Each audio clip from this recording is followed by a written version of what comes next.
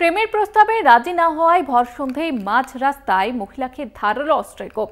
আহত অবস্থায় থানার দ্বারস্থ মহিলা। শান্তিপুর থানায় অভিযুক্ত যুবক শুভ বিশ্বাসের বিরুদ্ধে লিখিত অভিযোগ। নারী সুরক্ষা নিয়ে ফের উঠছে প্রশ্ন। প্রেমের প্রস্তাবে রাজি না হওয়ায় কোপ এবং আবারও নারী সুরক্ষা নিয়ে প্রশ্ন উঠছে। শান্তিপুর থানায় যুবকের বিরুদ্ধে অভিযোগ দায়ের করা হয়েছে। আর এই ঘটনাকে কেন্দ্র করে কিন্তু চাঞ্চল্য ছড়িয়েছে এলাকায়।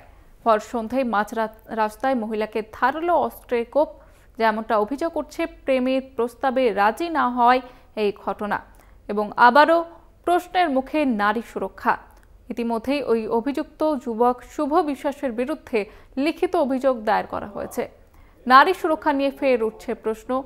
নারী সুরক্ষা নিয়ে আবারও প্রশ্ন উঠছে। ভর সন্ধ্যায় মহিলাকে ধারালো অস্ত্রের কোপ, ইতিমধ্যেই অভিযোগ দায়ের করা হয়েছে। আমাদের সঙ্গে রয়েছে প্রতিনিধি রূপম রায়। রূপম, কি ঘটনা ঘটেছে ঠিক? দেখো জয়িতা, যে ঘটনা সামনে এসে গতকাল রাতের ঘটনা, এবং এই ঘটনাকে কেন্দ্র করে রীতিমতো চাঞ্চল্য চলেছে নদিয়ার শান্তিপুরে, এবং নারী নিরাপত্তা নিয়ে কিন্তু আবার একটা প্রশ্ন উঠছে। ঘটনা হচ্ছে এই যে ভদ্র মহিলা যিনি অভিযোগ করছেন, তিনি জানাচ্ছেন পাপিয়া বিশ্বাস। তার অভিযোগ যে তিনি বিবাহ সূত্রে তিনি থাকেন শ্যামনগরের দিকে, এবং তিনি বাপের বাড়ি শান্তিপুরে আসেন।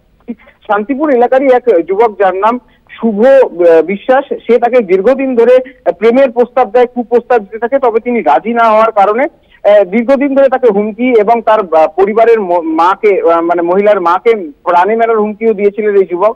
গতকাল যখন এই মহিলা মোবাইলে রিচার্জ করার জন্য রাস্তায় বেরোয়, তখন সন্ধ্যে নাগাদ এই যুবক তার পথ আটকায়, তাকে হুমকি দেয় এবং বকাবকি করতে শুরু করে। তিনি প্রতিরোধ করতে গেলে তার উপর ধারালো অস্ত্র দিয়ে চড়া হয় ওই শুভ বিশ্বাস নামে ওই যুবক। তারপরই রক্তাক্ত অবস্থায় তিনি সেখান থেকে পড়ে থাকেন। এলাকার লোক এবং তার বান্ধবীর হাজবেন্ড তাকে উদ্ধার করে শান্তিপুর হাসপাতালে নিয়ে যায়। সেখানে প্রাথমিক চিকিৎসার পর থানায় তিনি দ্বারস্থ হন এবং ওই শুভ বিশ্বাস নামে যুবকের বিরুদ্ধে তিনি অভিযোগ করেন এবং দৃষ্টান্তমূলক শাস্তি।